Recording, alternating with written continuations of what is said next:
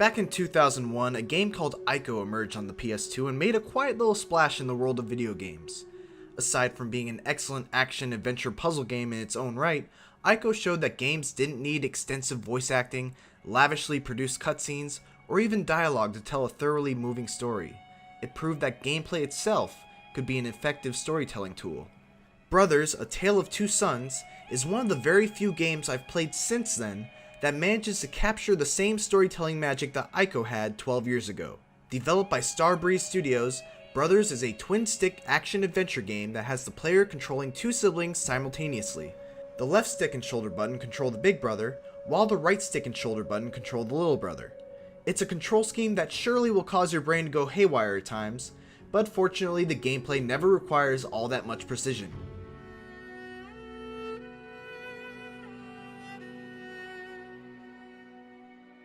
The game's story is a simple one, but one that's expertly told and packed with heart. The game opens with the siblings' father taking ill.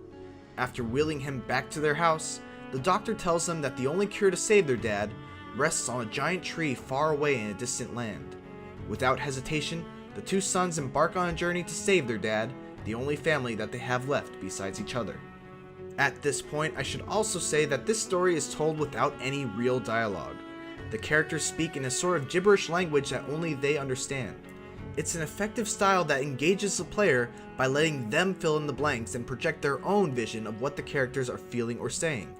The real character development in the game is done through gameplay. Each brother has their own unique interactions with the environment that shed a little light on what kind of person they are. The older brother's interactions are generally those of a responsible teen who helps his elders with chores, is very polite, and is fiercely protective of his younger brother.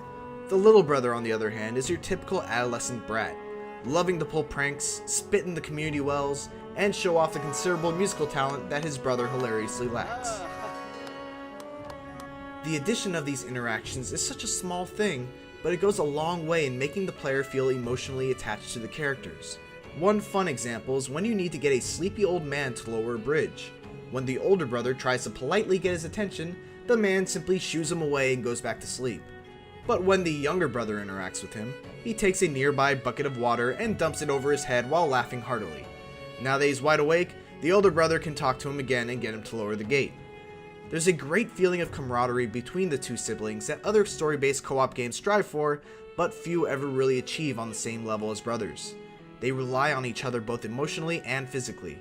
One of my favorite recurring elements of the game is the fact that the younger brother can't swim, likely as a result of having to watch his mother drown before his very eyes. So, in order to get past certain areas, the younger brother must grab onto the older brother and be ferried across.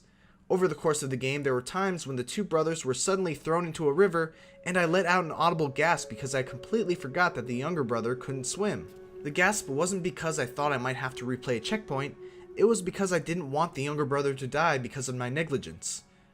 Despite taking many cues from both Ico and Limbo, Brothers is comparatively rather light on the puzzles. The puzzles that do exist are very simple in nature and likely won't take much more than a simple glance to figure out. That being said, while they won't tax your mind very much, the puzzles in Brothers are fantastic for what they actually have your characters do and the emotional response that they elicit. In one chapter, the brothers must navigate their way through a bloody battlefield of fallen giants, and the only way to progress is to find ways to mutilate the giants' corpses to forge a path through the river of blood. Yeah, things tend to take a turn for the surprisingly dark in Brothers.